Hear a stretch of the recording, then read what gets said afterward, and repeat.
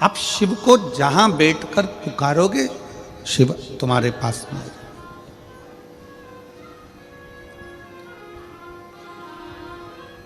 पर हमारे अंदर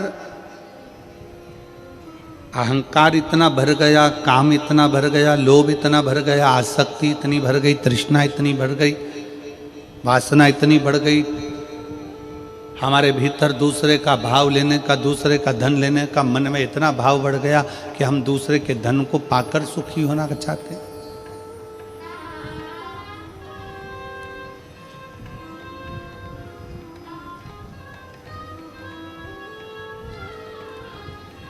चोर कितने होते हैं?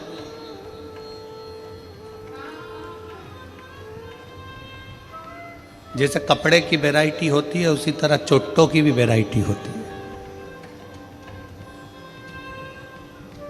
अलग अलग तरह के चोर होते हैं। किसी के घर में घुस गया बिना पूछे, वो भी जम के बोलो जरा चोर है, वो भी क्या है? चोर है। किसी का रखा हुआ सामान बिना पूछे उठा लिया, वो भी जम के बोलो चोर। किसी के घर में जाकर कोई सामान उठाकर लेकर चले गए, वो भी चोर, वो भी चोर।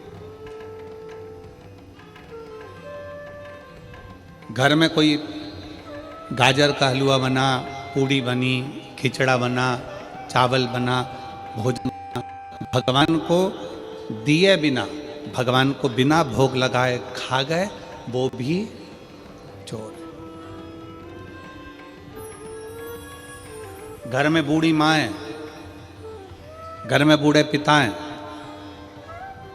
बाजार से गजक खरीद के लेकर आए, जलेबी खरीद कर लेकर आए, आलू बड़ा खरीद कर लेकर आए, बड़ा पाव खरीद कर लेकर आए और चुपचाप से ले जाके अपने कमरे में पत्नी और बच्चों के साथ खा गए और माँ बाप को नहीं दिया, वो भी चोर,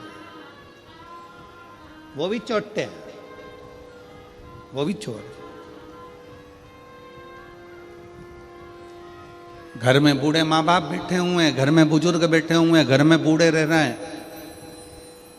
एक माँ बाप अपने बच्चे को अपने मुंह का निवाला निकाल कर दे देते हैं, एक माँ बाप अपने बच्चे को अपना वैभव पूरा दे देते हैं।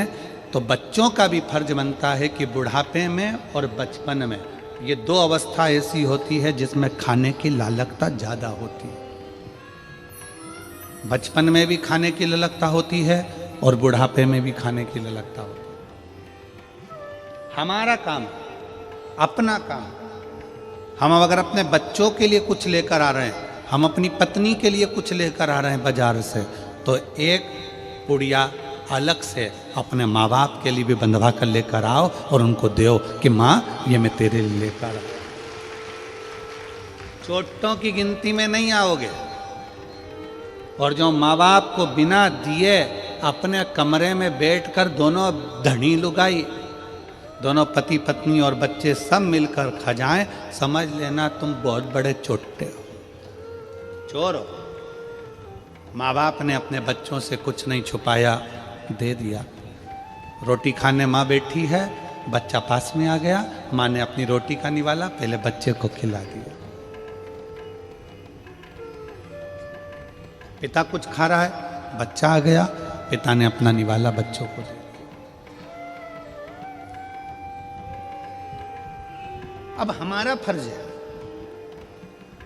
अब हमको चाहिए कि हमारे माँ बाप बूढ़े हो गए हैं, हमारे माँ बाप बुजुर्ग हो गए हैं, तो उनको भी बुढ़ापे में कुछ ना कुछ खाने की ललकता बनेगी। उनके भी हृदय में भाव आता है कि मैं कुछ खाऊं। शरीर से बनता नहीं है तो बहुओं से कह सकते नहीं है।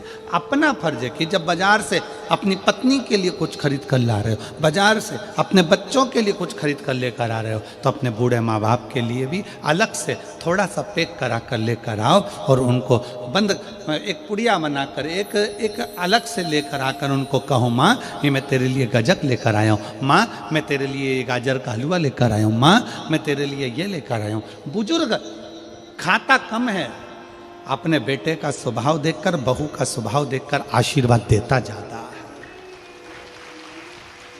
आशीर्वाद ज्यादा देता है।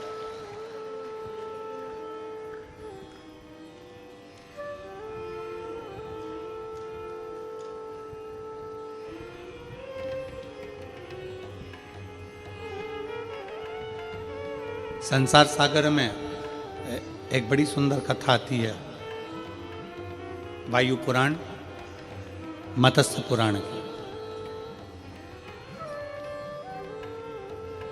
वायु पुराण में, मत्स्य पुराण में ऋषि नेध्रुव का चरित्र आता है।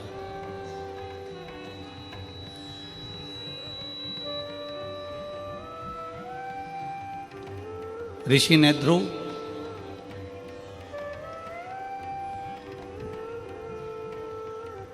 जो भगवान शंकर की आराधना में लीन रहते थे, शिव की भक्ति में लीन है। उनकी धर्मपत्नी का नाम था सुमेधा।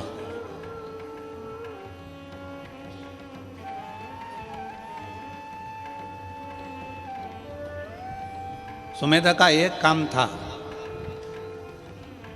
कोई भी पत्ता सुमेधा पेड़ पे से तोड़ लेती थी और उस पर शंकर के शिवलिंग की आकृति बनाती थी। जैसे ये दीदी श्री शिवाय नमस्तुभ्यम लिखती हैं, वैसे उसका नियम था सुमेधा का।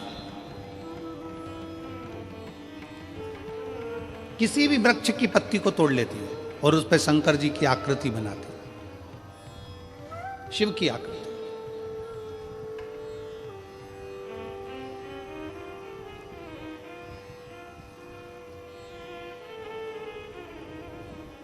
उसने पत्तियां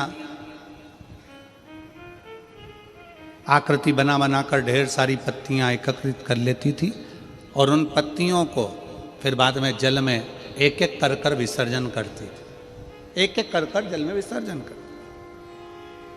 सुमेधा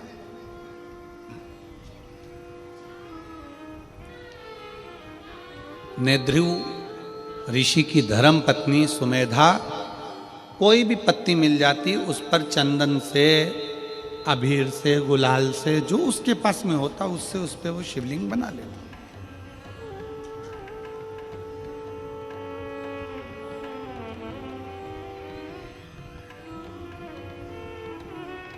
एक बार वो कहीं बैठी थी, शिवलिंग की आकृति पत्तियों पर बना रही थी,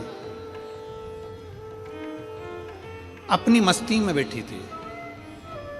एक विधवा लेडीज, एक बेधव्य महिला स्त्री बहुत दुखी, जिसका नाम था शारदा। वायु पुराण का यह चरित्र है, मत्स्य पुराण में भी इस चरित्र का वर्णन आया है।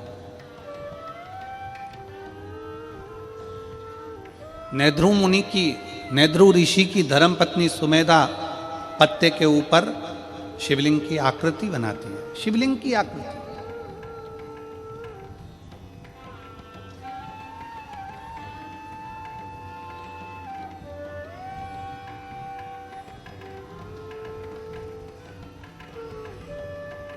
एक वेधव्य स्त्री जिसका पति उसको छोड़कर चले गया, प्राण छूट गए उसके। घर में 4 बच्चे हैं, छोटे छोटे। उन बच्चों का पालन करना है उसको। उसके पास में धन नहीं, उसके पास में वैभव नहीं है। पूरे गांव नगर नगर घूम घूम कर काम मांगती है कि मुझे कोई काम मिल जाए, मुझे कोई ऐसा कार्य बता दो जिससे मेरा जीवन कट जाए, अच्छे से निकल जाए। मैं बहुत दुखी हूं। पूरे गांव में घूमने के बाद में वो जहां पर सुमेधा बैठकर शिवलिंग बना रही थी, सुमेधा बैठकर पत्ते के ऊपर शिवलिंग की आकृति बना रही थी, वहां पर जाकर खड़ी हो गई। वहां जाकर खड़ी है।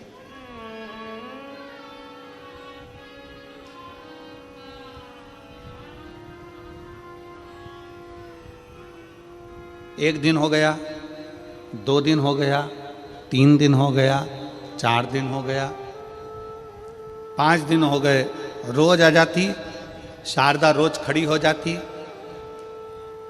केवल खड़ी हुई शिवलिंग की आकृति बना रही है सुमेधा और उसको देख रही है।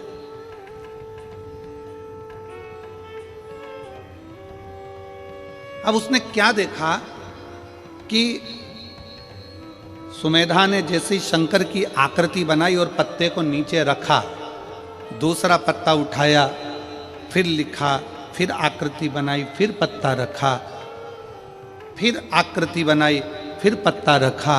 इतने में शारदा ने क्या देखा कि एक इल्ली उस पत्ते के पास में गई। एक इल्ली, छोटी सी इल्ली उस पत्ते के पास में गई।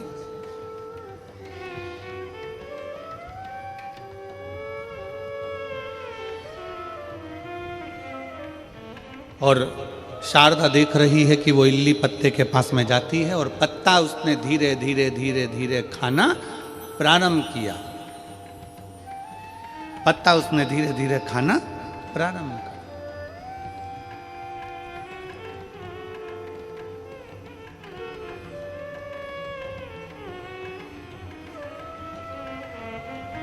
कुछ देर तक शारदा देखती रही।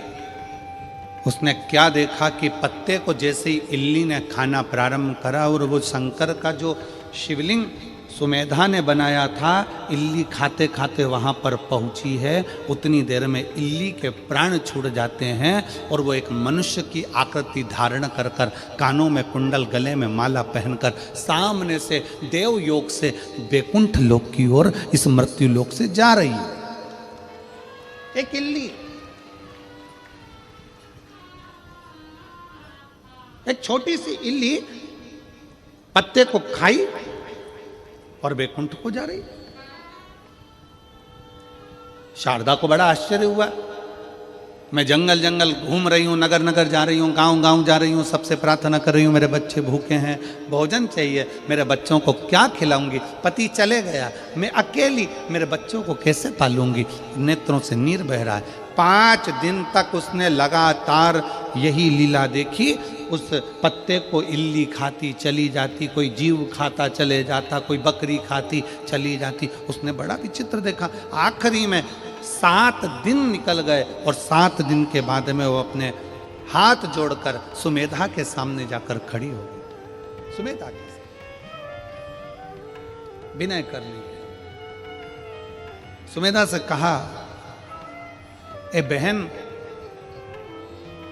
मेरे को एक बात कहना है। सुमेधा ने कहा, तुम कौन हो? मेरा पति चले गया, शांत हो गया, मैं वेधव्य हूं, विधवा हूं। मेरा नाम शारदा है, मेरे 4 बच्चे हैं, भूखे हैं, भोजन नहीं मिलता, जगह जगह जाकर काम करती हूं, कुछ उठा लाती तो अपने बच्चों को खिला दे। बहुत दयनीय स्थिति है मेरी। मैंने देखा है आप पत्ते पर कुछ बनाती हो। सुमेधा मुस्कुरा कर कहती है, मैं शिवलिंग बनाती हूं।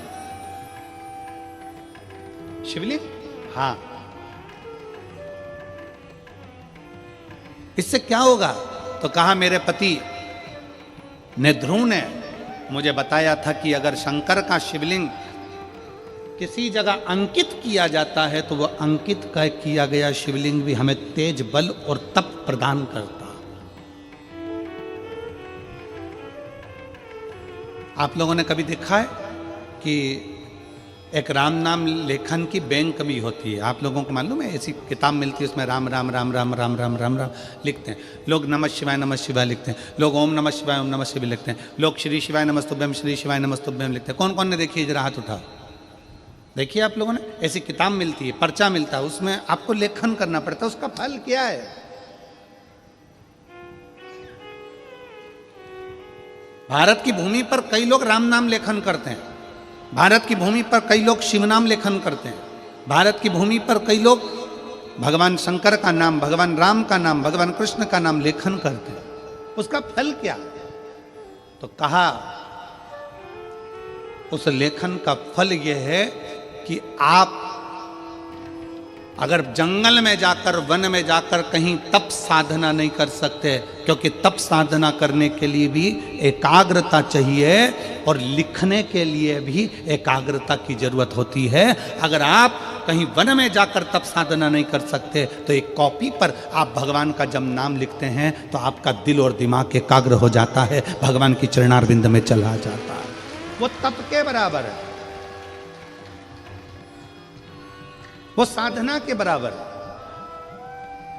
भारत की भूमि पर जितने लोग राम नाम लिखते हैं, लेखन करते हैं, कृष्ण नाम लिखते हैं, लेखन करते हैं, शिव नाम लिखते हैं, लेखन करते हैं, नमः शिवाय लिखते हैं, लेखन करते हैं, शंकर का मंत्र लिखते हैं, लेखन करते हैं, उन सब के चरणों को नमन करता हूं। क्योंकि आप भले वन में जाकर तप नहीं कर सकते, साधना नहीं कर सकते, पर लेखन करने में चित्त मन एकाग्र हो जाता है, फिर भगवान उसको तप साधना में गिन लेते हैं। क्योंकि इसने अपने मन को कंट्रोल कर लिया, अपनी इंद्रियों को कंट्रोल कर लिया।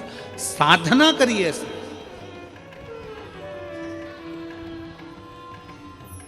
मन को संयमित करा इसने। मैं धन्यवाद देता हूं राम नाम लेखन वालों को, मैं धन्यवाद देता हूं शिव नाम लेखन वालों को, मैं धन्यवाद देता हूं कृष्ण नाम लेखन वालों को, जो लिखते रहते हैं, लेखन करते, केंद्रित कर रहा है। सुमेधा कहती है मेरे पति ने मुझे बताया था कि शिव नाम अंकित करना है, मैंने भगवान शंकर का शिवलिंग अंकित करा है। जब से मैंने अंकित करना प्रारंभ करा, तब से मेरे बाबा ने मेरे ऊपर करुणा करना प्रारंभ करी। मैं देखती हूँ कि इल्ली उस पत्ती को खाती है तो बैकुंठ चली जाती है, बकरी उस पत्ती को खाती है तो बैकुंठ चली जाती है। उस पत्ती को जो खाता है वो परम पद की ओर चले जाता है। मुझे समझ में नहीं आता, पर मैंने अपने पति का कहना माना। तब पूछा मैंने एक बार अपने पति से कि ये पत्तियां खाने वाला जीव परम पद की ओर कैसे चले जाता है? तो मेरे पति ने ध्रुव ने कहा कि जब तुम दिल, दिमाग, मन, चित्त, वृत्ति सब एक जगह लगा लेते हो तो हजारों हजार तप करने के बराबर तुम्हारी लेखन की मुद्रा हो जाती है और उसका फल उस जीव को प्राप्त हो जाता है। लेखन की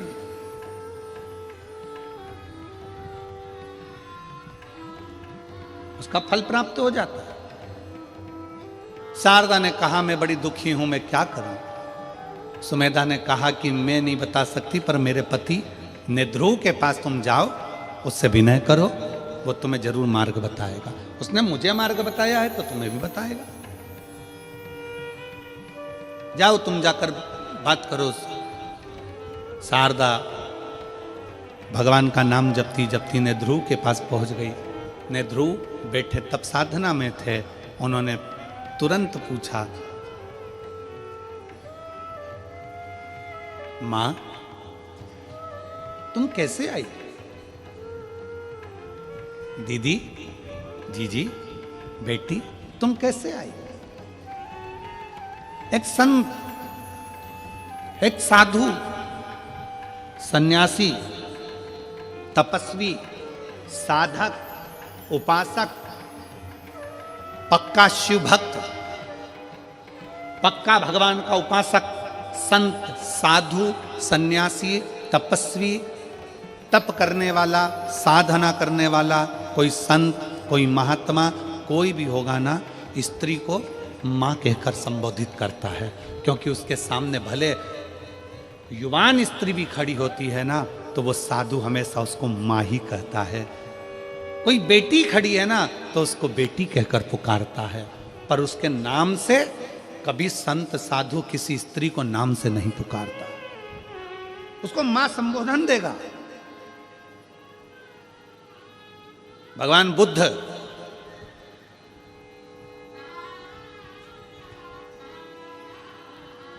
बुद्ध जब अपने परिकरों ने कह दिया क्या आप भिक्षा आपके दरवाजे से भी मांग सकते हो? गौतम बुद्ध अपनी धर्म पत्नी के दरवाजे पर पहुंच गए। दरवाजा पर जाकर अलख लगाई गौतम बुद्ध ने जब अलख लगाई, कहा मां भिक्षाम देहि, भिक्षाम देहि। गौतम बुद्ध जी की धर्म पत्नी निकलकर बाहर आ गई, अपने पति को देखती है और कहती है तुम मुझे मां कह रहे हो? तुम मुझे मां, आप मुझे मां का संबोधन दे रहे हो? गौतम बुद्ध ने कहा संसार की जितनी नारियां हैं, संसार की जितनी स्त्रियां हैं, एक साधु के लिए, एक तपस्वी के लिए मां के तुल्य है।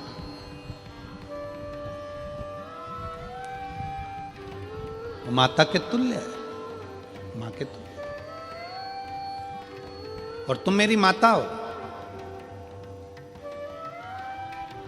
भारत की प्रत्येक बेटी, भारत की प्रत्येक स्त्री, भारत की प्रत्येक नारी अपने बेटे को भोजन कराए, चाहे अपने पति को भोजन कराए, चाहे अपने ससुर को भोजन कराए, चाहे अपने जेठ को भोजन कराए, चाहे अपने देवर को भोजन कराए, चाहे अपने नंदोई को भोजन कराए, चाहे अपने मामा को भोजन कराए, चाहे अपने फूफा को भोजन कराए। जिस समय पर घर की स्त्री भोजन परोसती है, जिस समय पर घर की स्त्री भोजन बनाती है, चाहे वे बेटी हो, चाहे वो बहू हो, चाहे वो माँ हो, घर की स्त्री जब भोजन बनाती है, भोजन परोसती है, उस समय पर वो पत्नी नहीं रहती है, उस समय पर वो एक माँ का स्वरूप हो जाती है, अन्नपूर्णा का स्वरूप हो जाती है।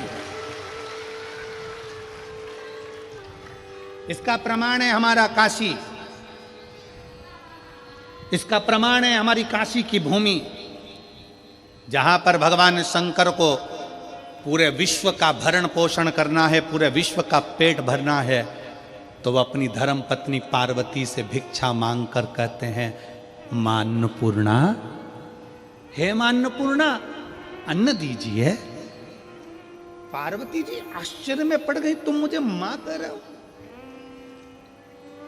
शिव, मैं आपकी अर्धांगिनी हूं, आप आज्ञा करो ना। शंकर कहते हैं, मां अन्नपूर्णा, भिक्षा दीजिए। अन्नपूर्णे सदा पूर्णे शंकर प्राण वल्लभे, हे मां कृपा करिए, आप हमको भिक्षा दीजिए। पार्वती जी कहती हैं, मैं तुम्हारी अर्धांगिनी हूं, मैं तुम्हारी पत्नी हूं, और तुम मुझे मां कहकर संबोधित कर रहे हो? मां?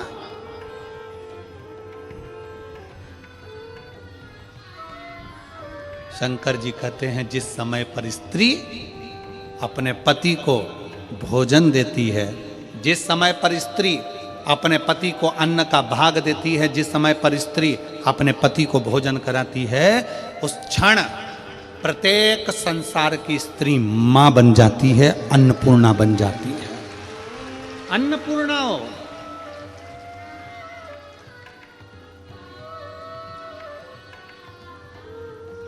माता भिक्षाम देई, भिक्षा दीजिए। माता भिक्षाम देई, भिक्षा दीजिए।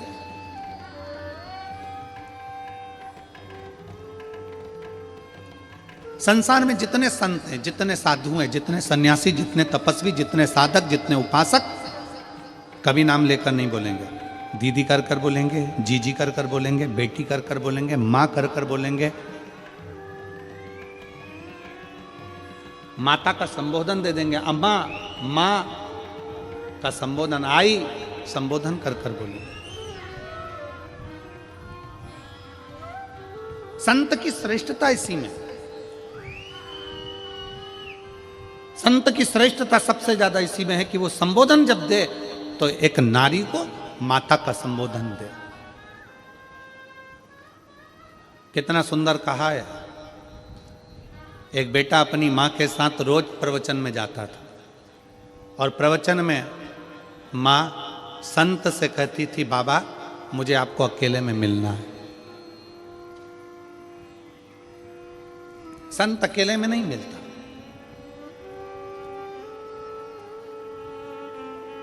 स्त्री रोज कहती है, बाबा मुझे तुमसे अकेले में मिलना है, महाराज मेरे को तुमसे अकेले में मिलना है। संत मना कर देते, हम नहीं मिले। एक दिन बेटे को गुस्सा आ गया और बेटे ने कह दिया, बाबा जी आप सबसे मिलते हो, मेरी मां से क्यों नहीं मिलते? कहा, बेटा तुम्हारी माता मुझसे अकेले में मिलने को कहती है, मैं अकेले में नहीं मिलना चाहता। तो अकेले में मिलने में दिक्कत क्या है? संत ने कहा, एक काम करना, कल तुम अपनी माता का एक कपड़ा, जहां पर मेरे कपड़े सूख रहे हैं, उस कपड़े के पास में लाकर अपनी माता का एक कपड़ा डाल दो। तुम्हारी माता का एक कपड़ा लेकर आना, जहां मेरे कपड़े सूख रहे हैं उन कपड़ों के पास में माता का कपड़ा डाल दे। बेटा गया, माँ का कपड़ा उठाकर लाया, और जहां संत के कपड़े सूख रहे थे एक डोरी पर, उसी के पास में माँ का कपड़ा डाल दिया। प्रवचन चालू हुआ, सब लोग कथा में आए।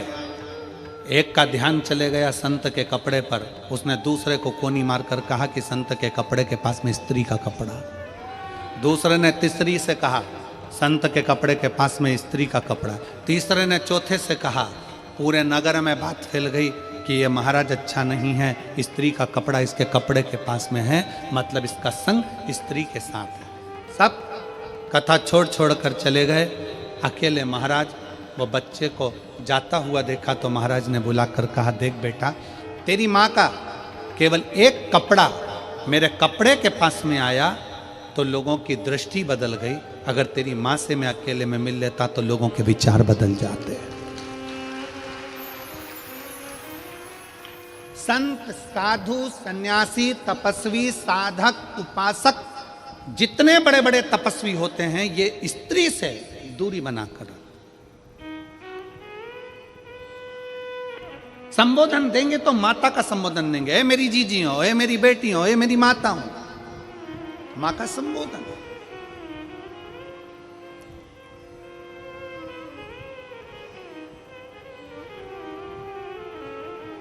संबोधन दिया जाता है तो मातृत्व भाव।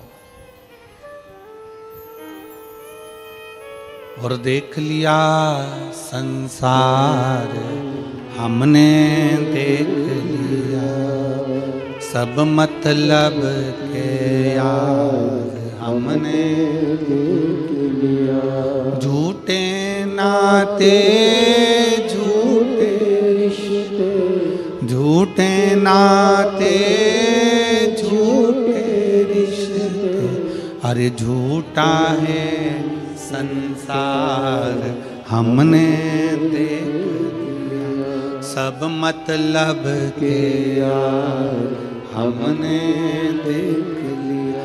एक संत की सबसे बड़ा प्रबलता एक संत की होती है कि वो स्त्री को मां कहकर संबोधित करता है, मातृत्व भाव में देखता।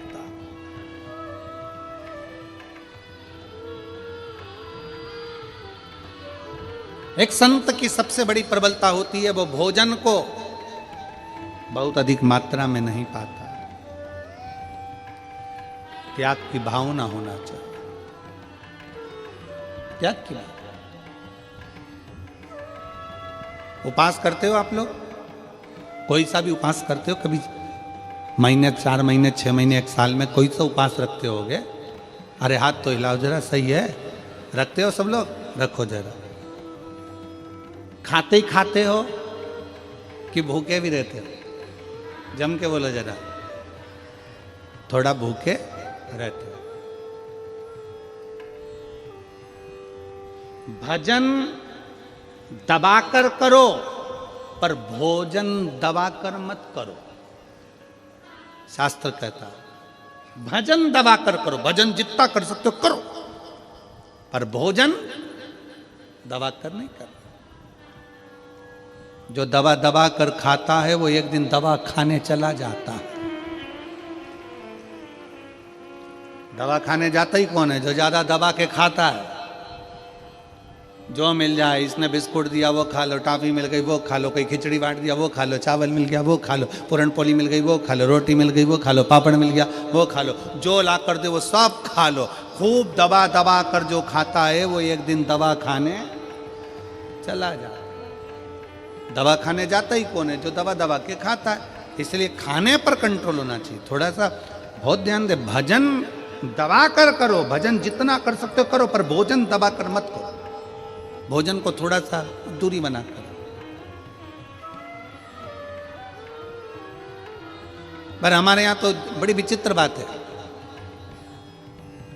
कई लोग ऐसे भी हैं, चाय पीने बैठते हैं, अभी 5 मिनट पहले कोई के साथ बैठ कर पी थी और 5 मिनट बाद कोई दूसरा आ गया तो आंदो, फिर पी गए, फिर कोई आ गया, और काका जी कैसे हो, जा बेटा चाय बना ले। और मेहमान के लिए चाय आई और काका जी के लिए नहीं आई तो मुंह फूल गया। हमारी कहां? मौसा जी आ गए, मौसा जी किसी से मिलने के लिए, फिर कोई आ गया, फिर कोई आ गया, फिर पापा जी अभी तो आपने चाय पी थी, पिताजी अभी तो आपने चाय पी थी, फिर कोई आ गया, फिर चाय, फिर चाय, फिर चाय, आन दो आन दो आन दो। शाम के 7 बजे फिर पेट में एसिडिटी होन दो, होन दो।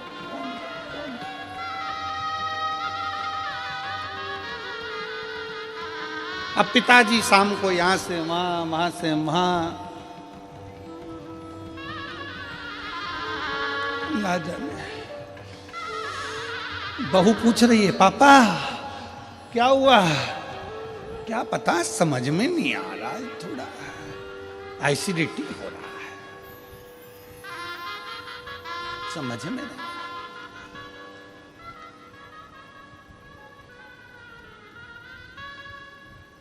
2 बजे रात तक अच्छे से सोया, 2 बजे के बाद फिर जाग गया। पत्नी ने पूछा, क्या हो गया? एकदम उठ के बैठ गए। पता नहीं, दबा दबा कर खाया, इसलिए अब पेट भी दबाना पड़ रहा है, खूब दबा। थोड़ा कंट्रोल, थोड़ा कंट्रोल बहुत जरूरी है। अपनी इंद्रियों पर संयम करना बहुत जरूरी है। जब आप और हम अपनी इंद्रियों को संयमित करेंगे तो ये निश्चित है व्रत का फल मिलता जरूर है। जो उपास कर रहे हो उसका फल मिलेगा। संसार की प्रत्येक, तो जहां नेध्रु मुनि, नेध्रु ऋषि, जिनके सामने शारदा आकर खड़ी हो जाती है, नेध्रु ऋषि,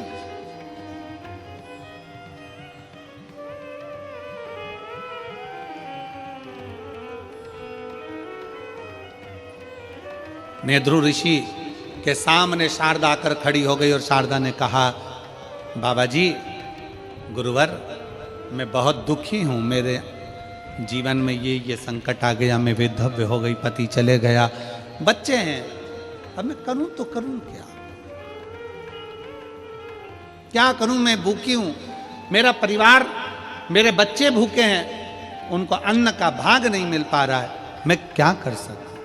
भोजन के लिए मैं सब दूर गई। तब नेध्रु ऋषि ने एक ही बात कही, तुमने कभी शंकर की आराधना करी है? तुमने कभी शिव की आराधना करी है? नेध्रु ऋषि ने पूछा, कभी तुमने शंकर की आराधना करी है? तुरंत शारदा ने कहा, मैंने आज तक ना तो मैं शिव के मंदिर गई हूं, ना शिवालय गई हूं, ना शंकर की आराधना करी, ना नमः शिवाय बोला, ना ओम नमः शिवाय बोला, ना श्री शिवाय नमस्तुभ्यम बोला। मैंने आज तक शिव की आराधना नहीं की, आज तक नहीं करी।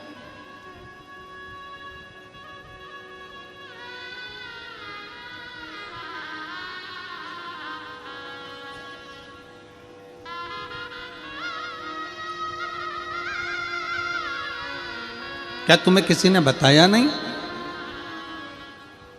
क्या तुम्हें कोई बताता नहीं है कि शंकर की आराधना का फल क्या है?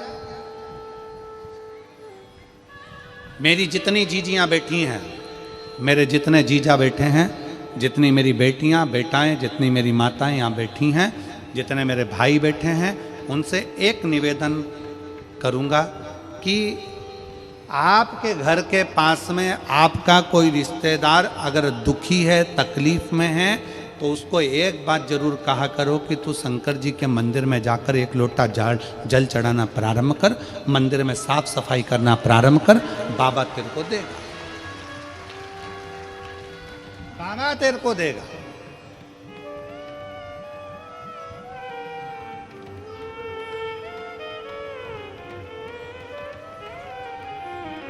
जाओ, घर के लोगों से कहो कि मंदिर जाएं। पर कई लोग ऐसे हैं जो पक्के में मूर्ख हैं, उनको कितना ही सिखा लो तो भी वो भगवान की शरणागति ग्रहण नहीं करते। और इनको अगर कोई फालतू का व्यक्ति मिल जाए और फालतू की बात कर देना तो ये बड़े सुखी होते हैं। फालतू की बात, अच्छी बात इनको नहीं सुहाती।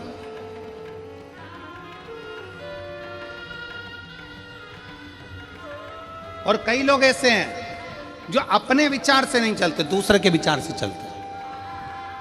दूसरे ने ऐसा कह दिया, दूसरे ने ऐसा बोल दिया, और बोलते से ही वो दूसरे के विचार में आकर कुछ भी बोल दिया। किसी ने एक कह दिया, वो व्यक्ति ऐसा है, कान में भर दिया, भरा, फूंक मारी, उसने वैसा बोलना चालू कर दिया। कई लोग, वो दो हैं, वो कहते हैं ना, संख और मूर्ख। कौन कौन? शंख और मूर्ख। ये अपने आप कुछ नहीं बोलते, इनमें फूंक मारो तो बोलते। मूर्ख भी ऐसा होता है, उसको कोई कुछ बोल देगा ना, वो बैठे हैं ना, वो रामकिशन जी बैठे हैं ना, वो रामाधर जी बैठे हैं ना, वो व्यक्ति ऐसा है ना, बस मूर्ख के कान में भर दिया कि वो व्यक्ति वैसा है, तो वो पूरे गांव में डोंडी पीटता फिरेगा, वो व्यक्ति वैसा है, मैंने तो सुना है वो व्यक्ति वैसा है। मूर्ख है ना, अपने मन से सोचा नहीं। कभी तो रामाधर से मिला, कभी तो राम स्वरूप से मिला, कभी उस व्यक्ति से मिला, कभी उस व्यक्ति से तेरा पाला पड़ा नहीं। उसको पहले आजमाओ तो कि कैसा है, पर किसी ने कह दिया कि वो व्यक्ति वैसा है तो तुमने वैसा मान लिया। शंख कैसा होता है? शंख अपने आप नहीं बजता, शंख में फूंक मारेगा दूसरा तो बजेगा। और ज्ञानी पुरुष का लक्षण क्या है? ज्ञानी पुरुष का लक्षण होता है वो थोड़ी सी फूंक से बिलखता नहीं है, क्रोधित नहीं होता, चिल्लाता नहीं। कई कई मूर्ख होते हैं। पत्नी ऑफिस में जा रही है, ड्यूटी जा रही है, काम कर रही है, नौकरी कर रही है, घर में बच्चों को संभाल रही है, भोजन करा रही है, और कई कई पतियों को कोई दोस्त ऐसे मिल जाते हैं फूंक मारने वाले, जो ये फूंक मार देते हैं, भैया हमने तो देखा था कि वो वहां पर बैठी हुई थी, हमने देखा था वो वहां बैठा हुआ था, फूंक मार दी। अब तुम चतुर हो कि मूर्ख हो, तुम पर निर्भर करता है। आप अपने पति पर शंका कर रहे हो, दूसरे के कहने पर मूर्खता है। आप अपनी पत्नी पर शंका कर रहे हो, दूसरे के कहने पर मूर्खता है। आप अपने परिवार पर शंका कर रहे हो, दूसरे के कहने पर मूर्खता है। चतुरता उसको कहते हैं जो बोलने वाले से भी कह दे तू चुप रहे, मैं मेरी पत्नी को, मेरे अपने पति को, मैं अपने परिवार को अच्छे से जानता हूं, मुझे मालूम है कि मेरा परिवार क्या है, तू चुप रहे। इसको चतुरता कहते हैं। किसी ने फूंक मारी और तुम बजना चालू हो गए, किसी ने कुछ बोला और तुमने बुराइयां देखना प्रारंभ कर दी, ना ना ना, इसको श्रेष्ठता नहीं कहे।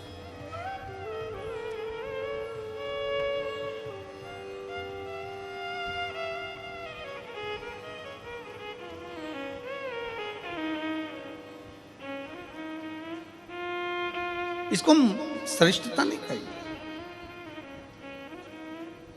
पहले के जमाने में आज के जमाने में बहुत अंतर है। पहले के लोग कहते थे मैं तुम्हारे लिए जान दे दूं, जान बोलो तो सही। आज का जमाना ऐसा है कि अगर वक्त पड़े तो मैं तुम्हारी जान ले लूं, दूं तो नहीं।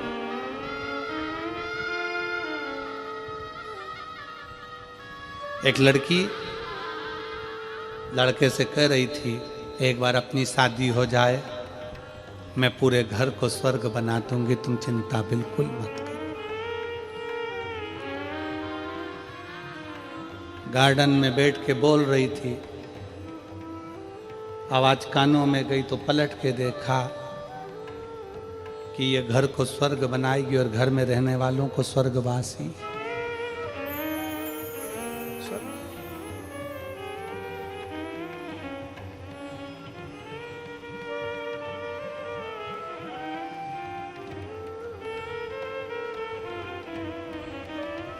तुम्हारे घर में एक आध बड़ा फंक्शन हो ना, 25-50 मेहमान आए हो, बहुत सारे रिश्तेदार आए हो, और तुम्हारे कोई जिससे बहुत अच्छी पटती हो और वो तुमसे कह दे मैं तो तेरे लिए कुछ भी कर सकता हूं, मैं तेरे लिए कुछ भी कर सकती हूं, तुम बोलो तो बस एक बार, मैं तुम्हारे लिए सब कुछ कर सकती हूँ, सब कुछ कर सकती हूँ। जो तुमसे बोले ना मैं सब कुछ कर सकती हूँ, उसको फोन लगा के बोल दो बर्तन पड़े मांज देगी। पड़े बहुत सारे, सब कुछ कर सकते, मैं तो प्राण दे दूं।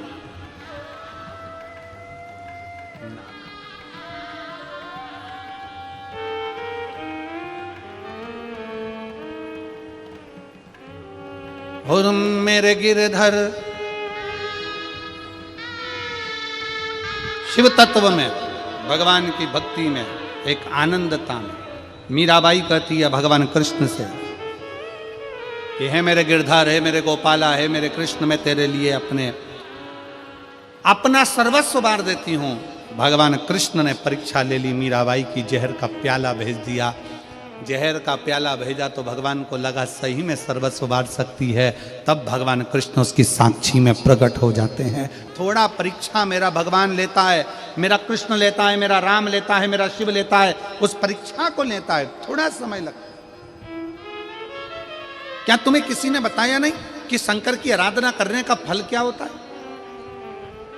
नेध्रु ऋषि शारदा से कहते हैं क्या तुम्हें कोई बोला नहीं? शारदा ने कहा मेरे परिवार वालों ने कहा था कि जब दुख की घड़ी आए तो शिव को याद करना, शंकर को याद करना। शिव तो क्या तुमने शिव को याद नहीं किया? क्या तुमने शंकर को याद नहीं किया? किया। मैं थोड़े दिन भगवान के मंदिर गई, थोड़े दिन मैंने भगवान का भजन किया, थोड़े दिन में भगवान के मंदिर गई, फिर मैंने मंदिर जाना छोड़ दिया। क्यों? भगवान ने मेरा सुना ही नहीं। नेध्रु ऋषि ने एक बात कही, जितने शिव भक्त यहाँ कथा सुन रहे हैं, जितने शिव भक्त यहाँ पर बैठे हुए हैं और जितने शिव भक्त आस्था चैनल पर कथा सुन रहे हैं, फेसबुक यूट्यूब पर कथा सुन रहे हैं, बड़े ध्यान से सुनना। नेध्रु ऋषि ने पूछा तुम्हें तुम्हारे रिश्तेदारों ने कहा था कि शंकर के मंदिर जाओ तो तुम गई थी? हाँ गई थी। कितने दिन? थोड़े से दिन। फिर क्यों नहीं गई? मेरा मन नहीं लगा। क्यों? भगवान ने मेरी बात नहीं मानी, इसलिए मैंने मंदिर जाना छोड़ दिया।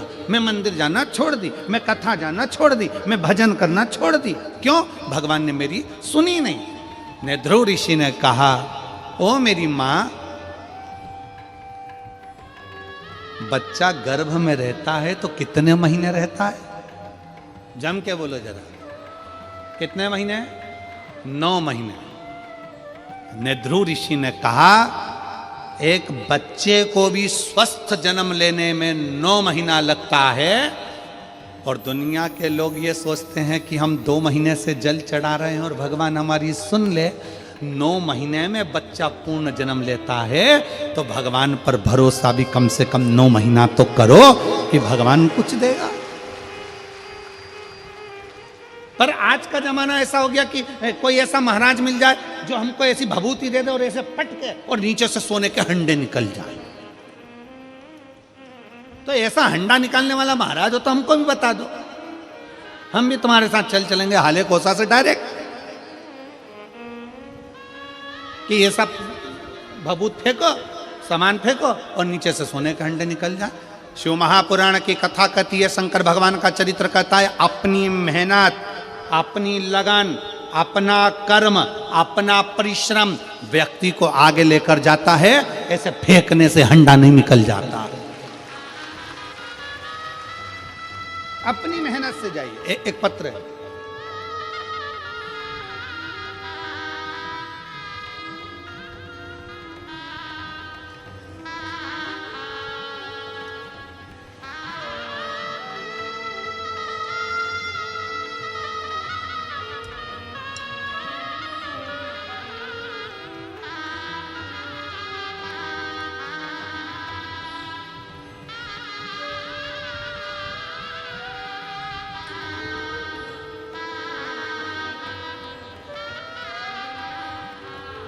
मेरा नाम युगेश्वरी साहू है, मेरे पति का नाम कैलाश साहू है।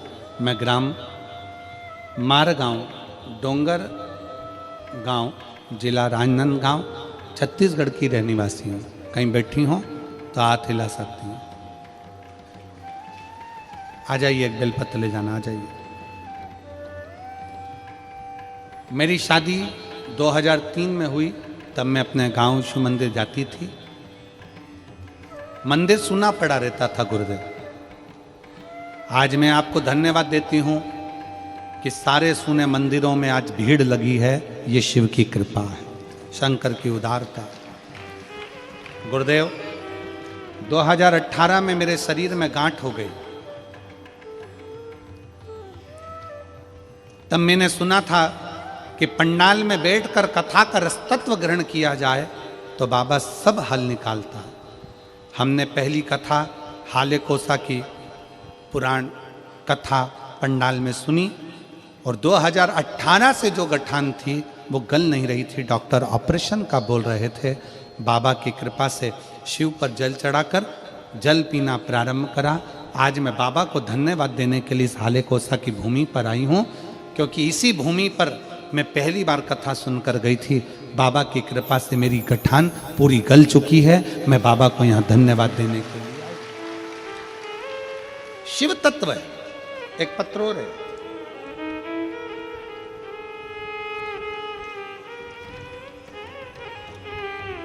मैं चित्रा सोनवानी, प्रधान पाठक, मैं ग्राम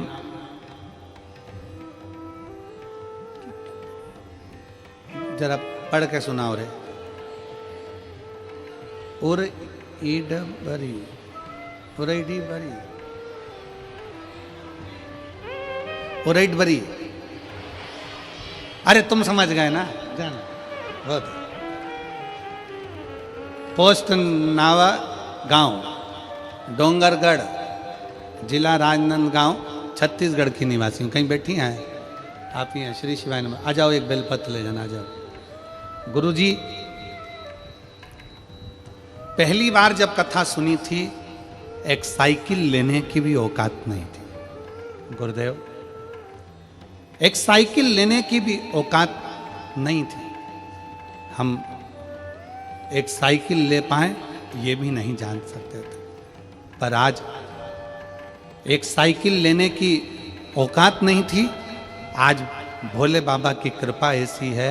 इसी हाले कोसा में पहली बार कथा सुनी थी और इसी हाले कोसा में कह रही हूँ, शंकर भगवान ने 4 व्हीलर गाड़ी घर पर खड़ी कर दी। ये शिव उपासना,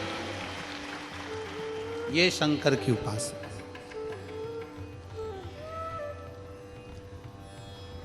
एक लाइन अच्छी लिखी है कि भोलेनाथ दया करना,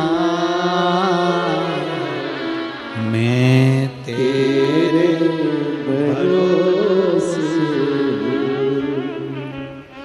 मेरे बाबा दया करना,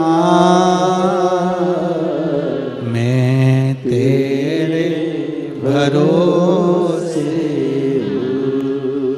ना घर के भरोसे हूँ, ना परिवार के भरोसे हूँ, ना घर के भरोसे हूँ, ना परिवार के भरोसे हूँ, मेरे बाबा दया करना, मैं तेरे भरोसे हूँ। भोले बाबा दया करना, मैं तेरे भरोसे। हम उसके आश्रित हो।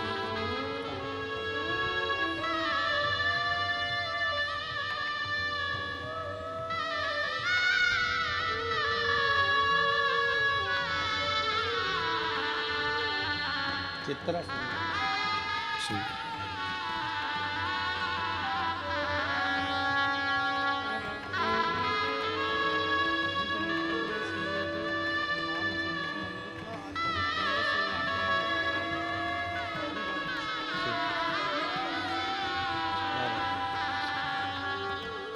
शिव तत्व है शंकर।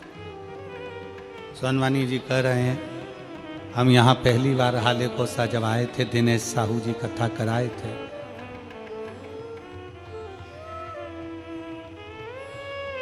दिनेश साहू के पूरे परिवार को हम बहुत बहुत साधुवाद देते हैं। साहू जी, आपके पूरे परिवार को साधुवाद है, बहुत बहुत धन्यवाद। ना जाने कितनों के चेहरे पर ये शिव महापुराण की कथा प्रसन्नता देती है, उसका पूरा फल आपके परिवार को प्राप्त होता है। ये शिव तत्व, ये शिव, ओ घड़ी शंकर।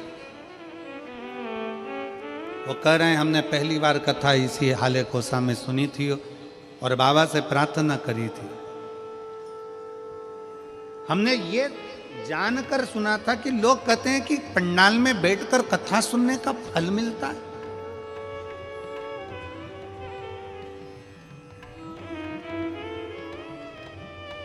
और फिर वही वाली बात आ गई। देखिए, नेध्रु ऋषि ने शारदा से कहा, कितने दिन तुमने जल चढ़ाया, कितने दिन तुमने शंकर की आराधना की?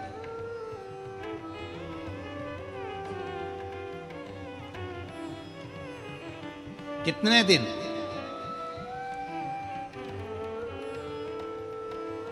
कितने दिन तुमने शिव की आराधना की? कितने दिन तुमने जल चढ़ाया? शारदा कहती है, मैं तो थोड़े से 8, 10, 12 दिन गई, फिर मेरा मन नहीं लगा, भगवान मेरी सुनी नहीं।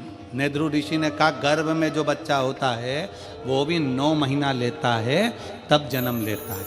कोई बच्चा जल्दी जन्म ले लेता है तो वो बीमार पड़ा रहता है, फिर वो ठीक होने में समय ले लेता है। इसलिए अगर भगवान, तुम जल चढ़ा रही हो, रोज मंदिर जा रही हो, रोज कथा में जा रही हो, कथा श्रवण कर रहे हो, और अगर भगवान तुम्हारी अर्जी, भगवान तुम्हारा पत्र, भगवान तुम्हारी बात नहीं सुन रहा, थोड़ा समय लग रहा है, भगवान तुम्हारा दुख नहीं काट रहा, थोड़ा समय लग रहा है, तो चिंता मत करना, जरूर मेरा बाबा तुम्हें स्वस्थ कुछ ना कुछ देना चाहता है जो अच्छा हो। जल्दी में दे देगा, जल्दी दे दिया और बाद में तकलीफ आ गई तो क्या मतलब? इसलिए थोड़ा रुक कर, आपका काम है मंदिर जाना, आपका काम है भगवान का भजन करना, आपका काम है भगवान का कीर्तन करना, आपका काम है भगवती स्मरण में डूबना, जाते रहो।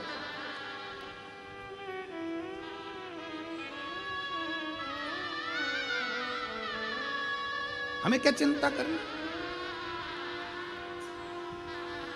जब शंकर का हाथ मस्तक पर है, शिव का हाथ जब अपने मस्तक पर है, तो चिंता किस बात की? क्यों?